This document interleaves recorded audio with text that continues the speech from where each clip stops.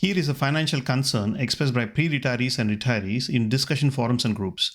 I have owned my variable annuity for years and I just found out the 1.25% my advisor quoted me isn't even close to the full cost. There are apparently separate fund expense ratios buried in something called sub-account prospectus that I have never even seen.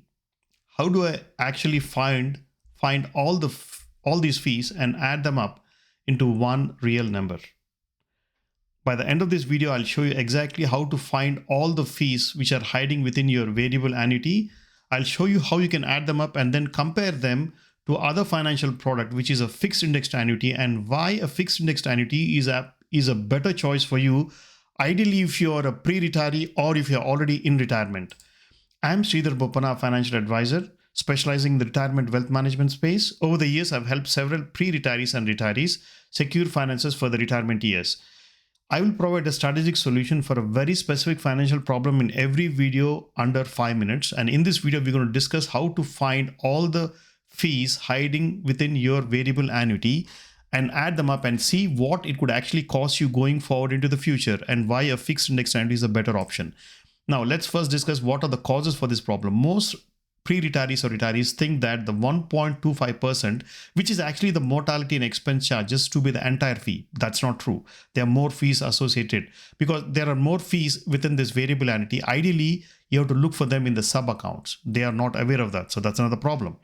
And when you add up all these fees, it's about 2.5 to 3.5%, which is a lot of fee. And this is also something that most retirees do not know. Now, what are the most common approaches that pre-retirees or retirees take, and why do they fail? First, they look at the main prospectus, main prospectus is nothing but the main document of your variable annuity. Then they see the fee that's mentioned there and they think that's everything. But what they miss is there are separate sub accounts, and the separate sub accounts have other fee. Second, they ask their advisor what they're paying, and the advisor will usually mention the mortality and expense charges, which is about 1.25%. And most advisors don't really take the time to go ahead and explain exactly what are the other sub accounts and all the fees. So that's also a shortfall. Now, what is a solution that I recommend? I would recommend you a fixed indexed annuity because they don't have any mutual fund sub accounts. If there are no mutual fund sub accounts, there are no prospectus, which means there are no documents associated with this sub accounts because there are no sub accounts in the beginning. And so obviously, there are no separate fees for that. Now, when you hit retirement, you could have one fee when you add a rider to your fixed indexed annuity. And I would actually recommend that for you because it's called lifetime. It provides lifetime guaranteed income. It's called guaranteed lifetime withdrawal benefit rider. A rider is an add-on feature to your annuity, and it is very important because it will convert your fixed indexed annuity into something like a social security income, which means it is guaranteed for life. Now, that's the only fee that you will have if you turn on lifetime income in your retirement years. But during the growth phase of a fixed indexed annuity, there are actually no fees. Now, let's look into how you can actually calculate all the fees within your variable annuity and why you should compare it with a fixed indexed annuity. First, if I were to be you, I would actually request 3 different documents from your variable annuity. First is your full contract.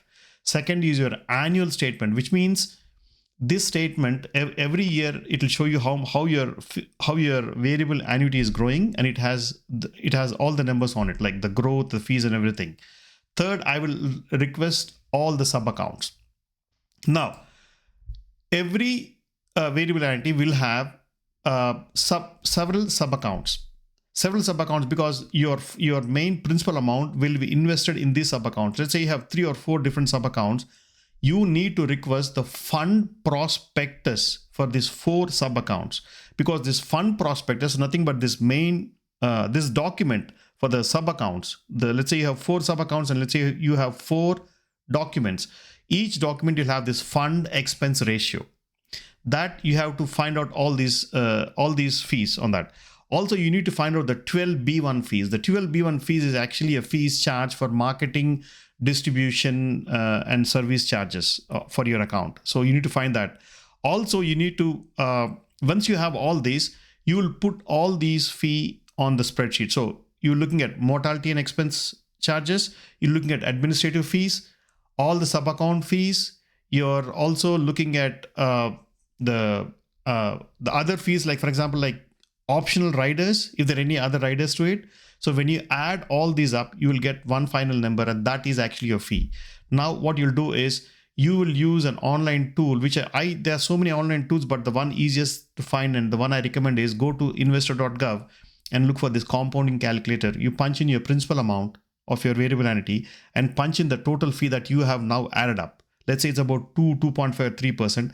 And let's see in the next 30 years how much it will eat into your the growth of your variable annuity.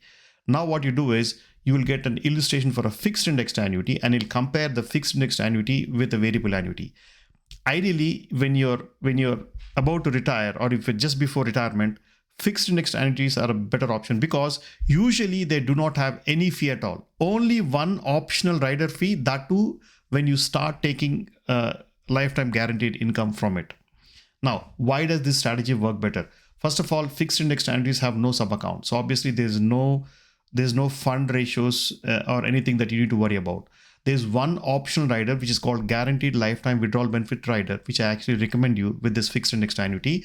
And the other thing is that most investors or most clients who actually go for variable annuities, they underestimate the true costs associated with variable annuities. If you have any questions, drop a line and I'll actually answer it or create a video and send it your way.